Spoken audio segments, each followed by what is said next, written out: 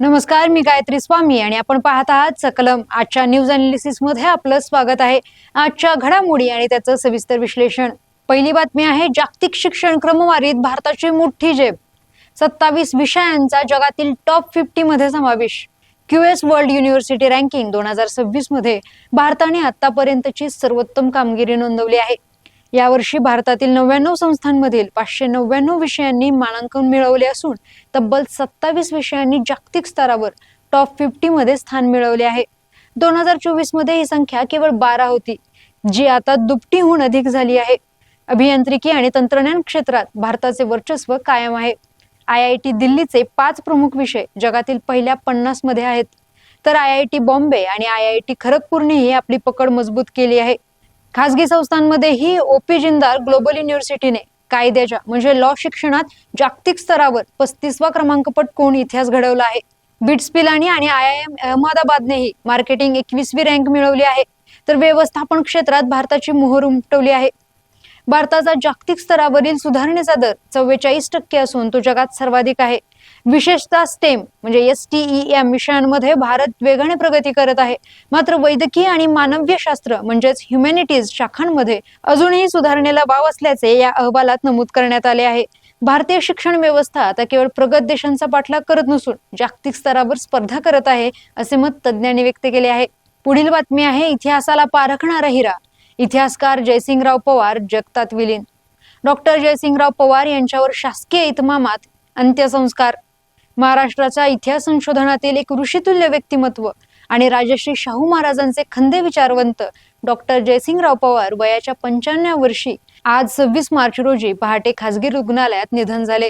त्यांच्या निधनामुळे पुरावे, तथ्य, ओघवत्या शैलीने इतिहासावरती अधिकारवाणीने बोलू शकणारे ज्येष्ठ इतिहासकार हरपल्याने इतिहासप्रेमी आणि तज्ज्ञांकडून हळहळ व्यक्त केली जात आहे.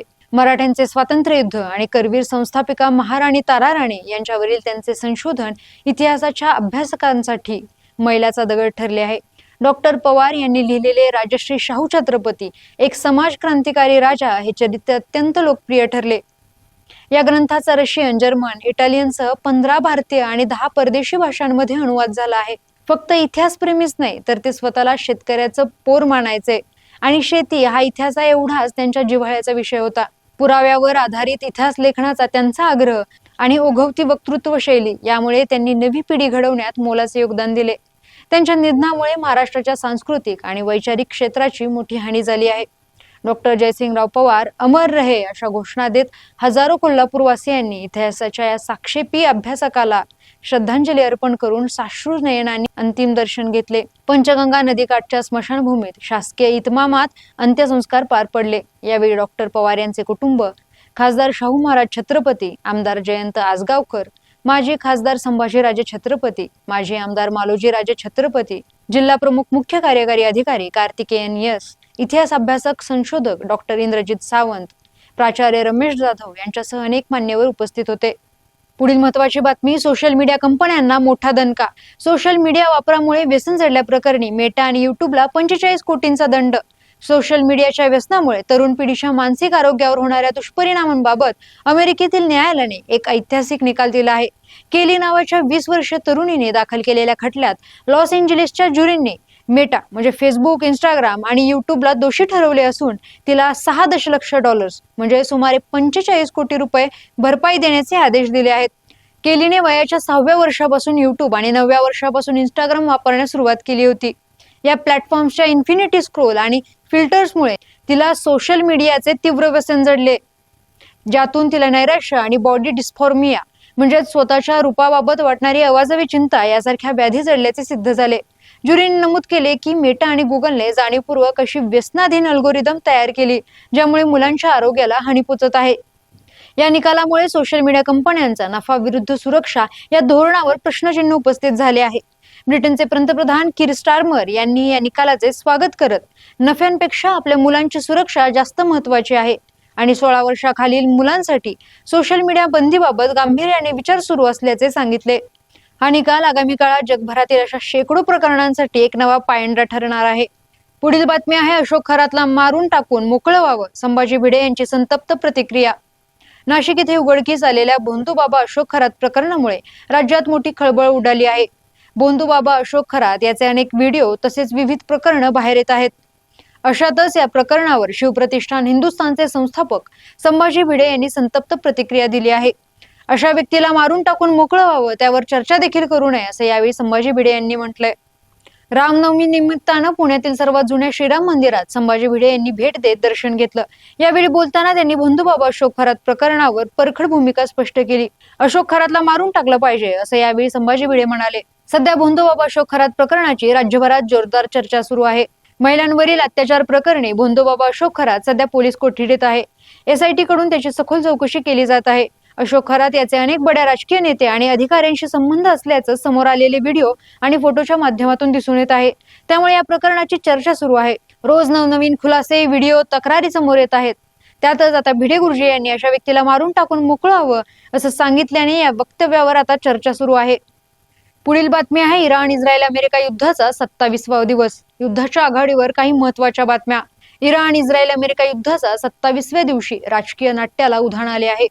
अमेरिकेचे राष्ट्राध्यक्ष डोनाल्ड ट्रम्प यांनी दावा केला आहे की इराणला आता हा संघर्ष संपवण्याची इतकी घाई झाली आहे की त्यांनी मला चक्क सर्वोच्च नेता होण्याची ऑफर दिली आहे, जी मी फेटाळली. इराणने हा दावा फेटाळला असला तरी ट्रम्प यांनी इराणमधील अंतर्गत सत्ताशून्य पोकळी आणि अमेरिकेच्या लष्करी कारवाईच्या भीतीचा उल्लेख करत वाटाघाटी सुरू असल्याचे ठासून सांगितले आहे. रणांगणावर परिस्थिती अधिकच चिघळली आहे.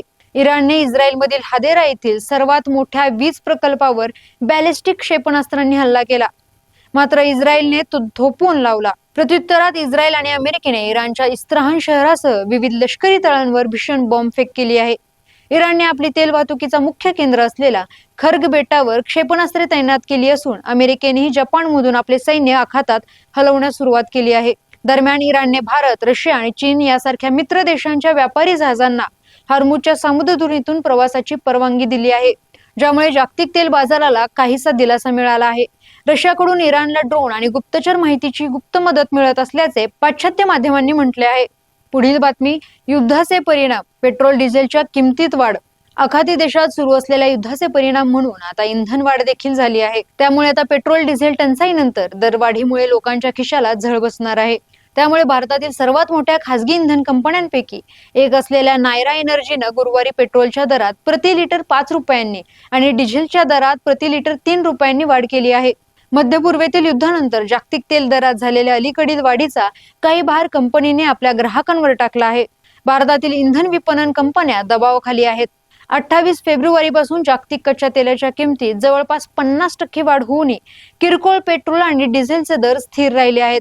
28 फेब्रुवारी रोजी अमेरिका आणि इस्रायलने इराणवर लष्करी हल्ले केले, ज्यामुळे तेहरानकडून तीव्र प्रत्युत्तर देण्यात आले. या प्रकरणाची थेट माहिती असलेल्या 2 सूत्रांनी सांगितले की भारतातील 1,02,075 पेट्रोल पंपांपैकी 6,967 पंप चालवणाऱ्या नायरा एनर्जीने वाढवलेल्या उत्पादन खर्चाचा काही भार ग्राहकांवर टाकण्याचा निर्णय घेतला आहे.